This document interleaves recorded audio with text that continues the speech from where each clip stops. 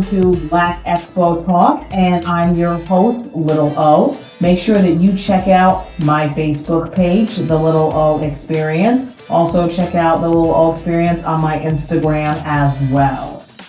We are here shooting the show from Blake Annex Studio in Albany. Check us out online on your favorite social media platforms. Subscribe, like, and follow and share. Today's show is sponsored by CNYS Black Expo. The Black Expo will be November 9th at the Empire State Plaza Convention Center. Also, we're sponsored by 518blacklist.com, place for your own Black business, and Imprint Universe, your complete print partner. So make sure you check us out on those platforms. Today's guests, we have Mr. Kasir and Mr. Great James. Is that correct? Okay. All right, guys. How are you guys doing this morning? I'm good, and yourself? I'm doing well. Yes. Thank you so much. Now, Sure. yes. So, Mr. Kasir, you are the founder of AllStreet Global. Do you want to talk a little bit about that? Yes, I can speak on that. So AllStreet Global Entertainment is a platform to highlight the Black excellence within us, within our community that we don't get to see often. Okay. So that's a spinoff. I also have the Community Solution Project, which is another platform where we educate young youth in the community, and we focus on mentorship. We focus on connecting individual people in communities like yourself, like Musa, like Tatiana, like Brother James next to me, and we try to create platforms for them to have mentors. Okay. Because a lot of times in the community, we look for mentorship and we don't have those. So I want us to become that solution that we're looking for in the community. So that's what I'm focused on, community development. Okay. All right. Now, how long have you been doing this for? How long has your company or your business been in business for? Well, I've been doing AllStreet Global for maybe like since 2000. And first, it started from a store, clothing store. I had a clothing store called AllStreet Clothing. Okay. I had a few partners with that. This was like 2000, and I came home in 2006 from prison. So it was around 2006, spent off to 2008 because I was doing music. Spent off to that, and I realized that I fell in love with cameras. So from 2008, I was playing with it a little bit. Then I had a friend, African friend, and we started speaking about global, taking it to another level. Because in the end of the day, once we expand our mindset, we expand our community, we expand our reach. So we put the global on that, and then we started filming, and we just ran around the street interviewing people and just had a like. So we was taking vacations, and then we just liked it, and then we started around maybe almost 2 decades now, right? Wow. Okay. Yeah. You said 2006 is now 2024. Yeah. So wow. We've been in it for a while, and like I said, we haven't been focused on one thing. That we tried doing a lot, so we've been pouring into a lot of places, and sometimes people look at it like, you're doing a lot, and I'm looking like, no, we're not doing enough because we don't know what we can do unless we try doing it. Right. So we dabble in a lot of fields. We have a lot of things going on. Okay. All right. That's wonderful. That's great. So, Mr. Great James, that's what you call yourself? That's it. Yes, the people call me. Okay. All right. Why don't you tell us a little bit about you? Tell us a little bit about your business. What is it that you do? Yes, I am a father, community servant, and leader. Okay. That's the role that God blessed me here to do. Okay. And I'm the founder and chief visionary officer of Young Futures. We are an art and education institution. And a lot of our programs are focused on providing children and families with social development, economical development, and just coping skills to help them navigate in whatever avenue they come through us. Okay. We have a program currently that we're running that focuses on financial literacy, right? Where we talk about money and a relationship that people from the Black and Brown community have with money. It has been historically a scarcity mindset or scarcity relationship, and rightfully so. The systems and the powers that be has coordinated to work like that. Right. But through my research and educating myself, I have realized that relationship is controlled by how we look at ourselves and how we look at money. So our curriculum is focused on teaching children how to do that. And then we go into some of the real financial concepts like assets and liabilities, equity, interest, credit, investments. So we're having real conversations with children that ranges from the age of 6 through 15 about these topics. And what I love about our program, once they get done with the program, we actually work it out where they get some money to actually start their custodial bank account to put in practice some of the things we just taught them. Oh, wow. Okay. And I think that's actually excellent because I have 2 children. So, a 15-year-old and an 11-year-old. And I definitely think that type of program would definitely be of interest for my child. And I know other people would think that as well for their kids, because there's a lot of young kids, they don't know how to manage money. They have no concept of what it is to save, what it is to have your bank account grow. My mom always used to say, always have something to back you up. I don't think these kids today realize that. So I think that your program, is very good. You know what I mean? Like when they come out of your program, do kids have a sense of... Oh yeah, they have, as I said, that relationship piece, right? Right. They start to look at money through a different lens, right? Because in our community, we only taught really to spend that, right? How to get it. Right. And those are really the main things, right? Sometimes how to give it away, right? Because our families, friends, and that's part of us, right? I feel like as an African-American culture, we naturally share and give to one another. But what we're doing is shifting our paradigm to understand, hey, there's other parts of that relationship. Right, we're talking about how to save. Right, a lot of times the piggy bank concept is cute when you're 5. Yes. But as you get older, there's a thing called interest. Right, so introducing the children as young as 6, 7, 8 years old to that concept and letting them know that they can start to build that now. We're also teaching them about how to invest. Right, again, something in our community we weren't really taught, but now when you look at it, these scary numbers, these scary concepts, these scary words are not so scary when we put it in a way that's relatable, tangible, and they can see it. So our classes, as I said, is focused on the financial concepts, but then we have an art activity that directly ties into that financial concept, just to make it a little bit more palatable and easier for them to understand and take home and keep with them beyond the class. Oh my gosh, that's wonderful. That's great. Now, are you two going to be attending the Black Expo this year? For sure. Okay. Have you guys attended the Black Expo in the past? Yes. Okay. Yes, we're staples there. Yeah, absolutely. Okay. All right. Now, how do you feel the Black Expo has impacted the community? How do you feel that the Black Expo has impacted the culture? I feel like the Black Expo is because we do education as well, and we focus on mindset. Right, because I believe that you can have all the tools in the world, you can have all the tricklets and everything, but if your mindset's not right, you're gonna lose it. Right, so our main thing is exploring the mindset, because sometimes we're stuck. We come from communities where we don't travel much, we don't network with other individuals a lot, right. And I believe that the Black Expo is a good visual for the community to see that there's other Black people that's expanding, there's other Black people that's doing positive things in the community. There's a lot of negativity that they show in our community, right? So I think that's a better showing, it's a better networking, and that's in Albany, because I think it's more important to be in Albany because Albany is a city where it's mixy, right? So right. We don't really I don't believe we have a culture in Albany.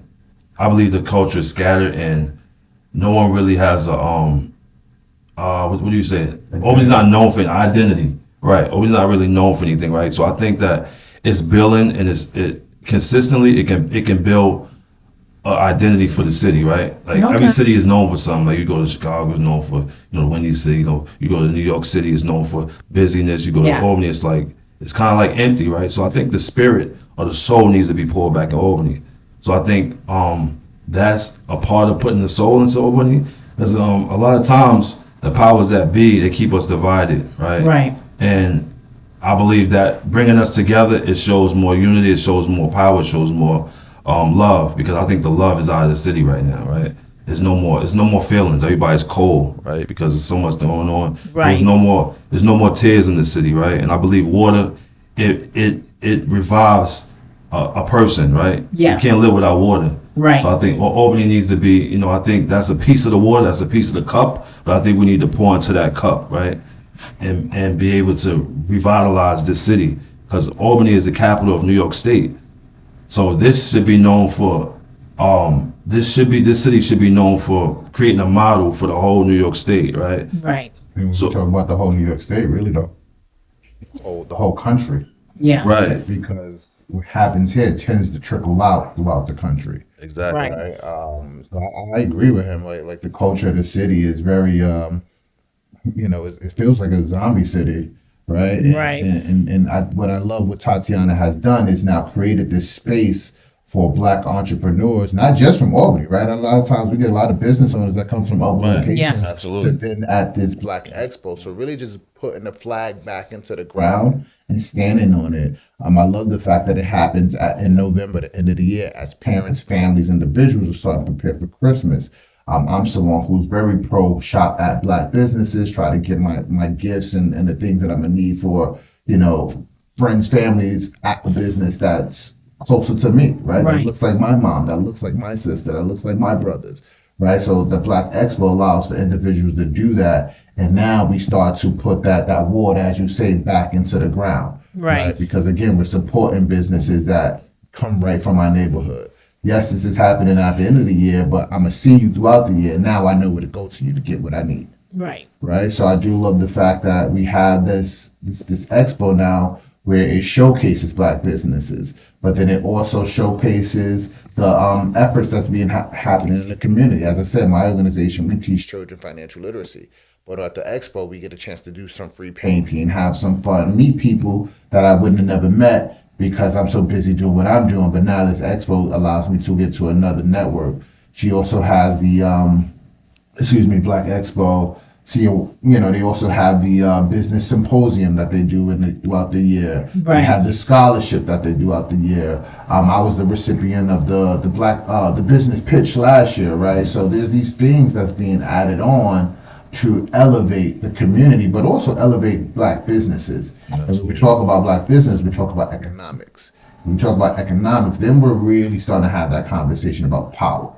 Right. So one of the things that I'm extremely grateful for Tatiana to do is to showcase this so we can start to move in a space where those conversations are normal. And now we can start to see how much power we actually have. Absolutely. And me and Tatiana, we went to school together. When I came to Albany, we went to school together in high school. So to see the transition that she made, I'm proud of my sister. And even knowing what she goes through, because a lot of times you don't see what's going on behind the scenes, right? Right. So we're raising children. Like I got my son with me now, so it's a lot of times, she's creating like they go into the Black, Invest Fest, right? That's in Atlanta every year, big Invest Fest. So I look at that as part a piece of Invest Fest. And when I leave Invest Fest, I think about home. I think about Albany. I think about where I'm at, right? Like what am I doing in my city? Right. So it's like we have to create certain things in our city. So for her doing that is big. It's epic in our city. I actually, she gave me my first multimedia award there because I went to school for multimedia. Okay. And I teach multimedia as well to the youth. That's another thing I teach. I teach workforce development. I teach how to make clothing. I have a clothing shop. I teach a lot of things as an entrepreneur. So I pour into a lot of youth. And one of my goals was to take 100 youth out to Invest Fest so they can see and get that energy that's out in Invest Fest and come back. So that's one of my goals. Probably next year. I can't do it this year, but probably next year. Right? Take 100 youth out there so they can see the Blackness. They can see the beautiful. Because sometimes they might see 4 of us in this room, but somebody peek in here, they be like, oh, it's like 20 of them in there, right? Right. Just the power of the Black magic, right? Mm-hmm. So I think her creating that platform is good. And she also had me, we did I think we did a conference. She had a conference speaking about, she created this space where other entrepreneurs in the community got to speak about their businesses, got to speak about, pouring back into the community. So it's not just vendors, it's different workshop developments, it's different things that she provides there. She wanted us to do a multimedia space where we could teach the youth how to work cameras, how to shoot, how to film, how to do photography, videography, and speak to the youth. So it's a platform for us in the city. So I think it's very important that this goes on, and it's very important that we show up. Because at the end of the day, we had a game last week. It was a couple weeks ago. They had the Big G tournaments, right? Everybody was out there. Right. So I think, stuff like that. It need to be more people there like that at these type of events, right? Mm-hmm. She ran out the MVP Center one year, right? Right. There wasn't a lot of people there that should have been there. Like it should have been people there like a concert, right? Yes. So I think a lot of times we do things in these pockets individually, and the city is so small where it's a platform we need to work together. And I think that it's a that's one of our biggest weaknesses, not knowing how to work together, right? And I think that goes back to the mindset, right? Us not knowing how to work together, how to communicate with each other, how to build a community, right? Because the root word of community is communicate, right? So Right. I think this is a good platform to communicate. So definitely appreciate Tatiana and the whole team. You know, the whole team that's helping her with putting it together.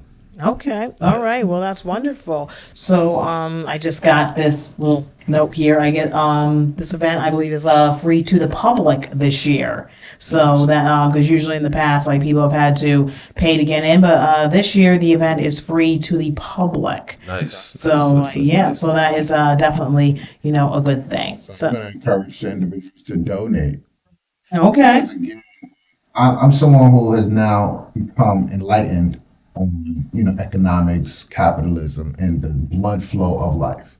Right? As much as I love you, I can't really give but so much love. And so I put some money in your pockets and you can do the things that you need to do. Right. Right? I'm a dad, right? My daughter, I love her to death. But if I'm not funding the things that she's doing, making sure that she has some enrichment, right? Making sure that, so we have to have this in the Black community, this exchange of the dollar so we can uplift one another, right? And that's extremely important because again, that's how we grow, right? When we talk about this power thing, it is a matter of you unifying, like you said, communicating, networking, working with each other, fellowshipping with one another, Yes. understanding our past gripes and moving beyond them, right? As a family, right? But then it's also uplifted so now we can have real conversations. As mentioned, this is the capital, right? Everyone comes here to make laws, but those laws are made for everyone else except for us because we're not putting any bolster. When I say bolster, we're not putting any money behind what we want to say, right? And when we're in a political year, right? So as we have these conversations, as much as we scream, march, and yell, that's beautiful, right? To show Right. that synergy. But until we put real dollars behind what we're doing, and kind of encourage Yes. or force people to answer to what we need, want, and rightfully deserve, it isn't going to happen just from the hymns, the ancestors being with us, and just the marches. We have to be able to come together strategically and be able to bring our dollars together to speak for us. So that's again why I love what we're doing here through the Expo because that's the dollar, the Black dollar circulating on that day. And by circulating, it's moving out from my family now to another business that might be getting impacted throughout the month of December. Right now, that other business is being able to do more things in January. Now, it's Yes. just trickling down, and that's the system that we really need to build. And that's the system that the Black Expo is allowing people to see is necessary, and by default will be built. Absolutely. And to spin off of Okay. what he's saying, I think this is what the 5th year, something like that. Sixth year. year.